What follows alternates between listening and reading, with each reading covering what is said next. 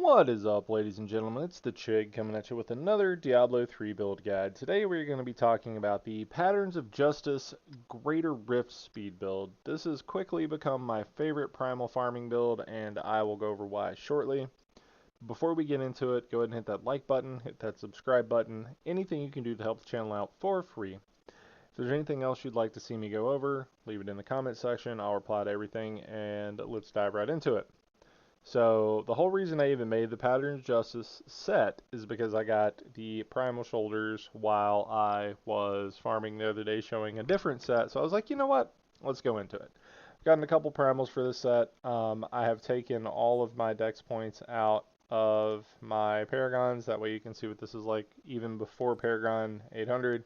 Yes, I do have a couple of decent pieces of gear. No, you don't need really good gear to do hundreds. Okay, so let's dive right into it. First things first, we have the Patterns of Justice set, which is 2 set. Sweeping Wind gains the effect of every rune, and movement speed is increased by 5% for each stack of Sweeping Wind. 4 set. Attacking with Tempest Rush reduces your damage taken by 50% and increases spirit regeneration by 50. So you're never going to run out of spirit, and you're always going to have a little bit more tankiness. In the 6th set, hitting with Tempest Rush while Sweeping Wind is active increases the size of Sweeping Wind and also increases all damage dealt by 20,000%. So our two main damage dealers are going to be Tempest Rush and Sweeping Wind. We'll go over the abilities in a second. We also have Squirt's Necklace, which, while not taking damage, damage dealt is increased by up to 100%. Damage taken is increased by up to 50%. We all know what that does. We have Cesar's Memento, which rolls up to 800%.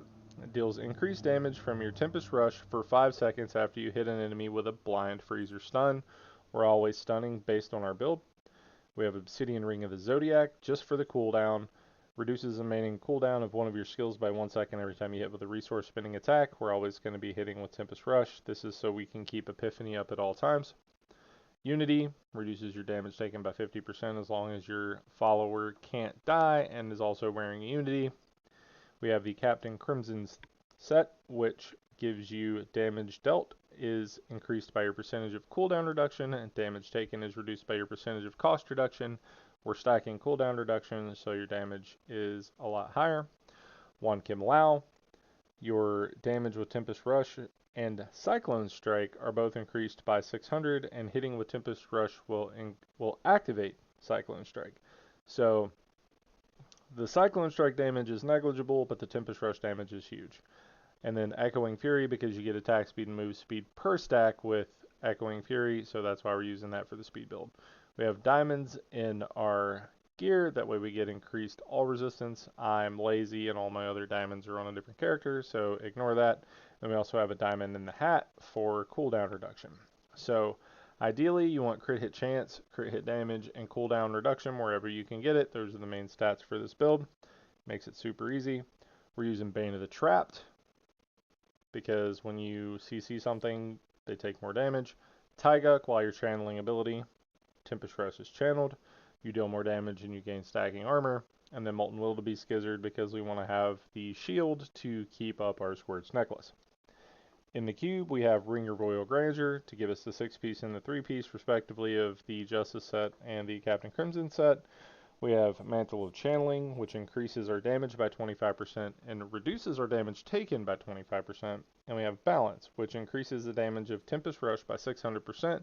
And when Tempest Rush hits 3 or fewer enemies, you deal 100% increased critical hit chance.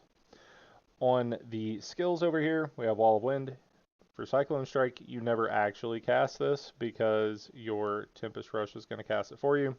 Pulls them in and freezes them, which Cesar Memento increases their damage taken. We have Mantra of Conviction, increases their damage taken, but every time you kill an enemy, you get increased movement speed. Dashing Strike, we're using the rune that gives you increased movement speed after you use it. Epiphany Desert Shroud is your other defensive thing. You want to keep this up 100% of the time, and it also increases your spirit regeneration, so you're going to be basically at full spirit all the time. Tempest Rush Flurry,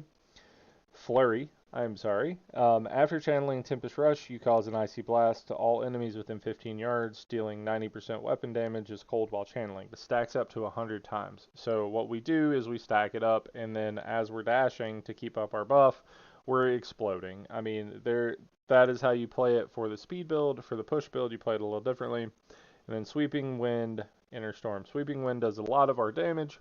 Inner Storm keeps our spirit regeneration up. We're always going to be at full spirit. We're using the passive is Guardian's Path. You get 35% dodge chance because we're dual wielding. Beacon of Etar is going to give us 20% more cooldown. Relentless Assault. Anytime we deal damage to a frozen, stunned, or blind enemy, we'll deal 20% extra damage. And we're always going to be stunning thing. And then Seize the Initiative is going to give us 30% attack speed every time we hit something more than 75% HP. And we are going to be constantly hitting things that are more than 75% HP.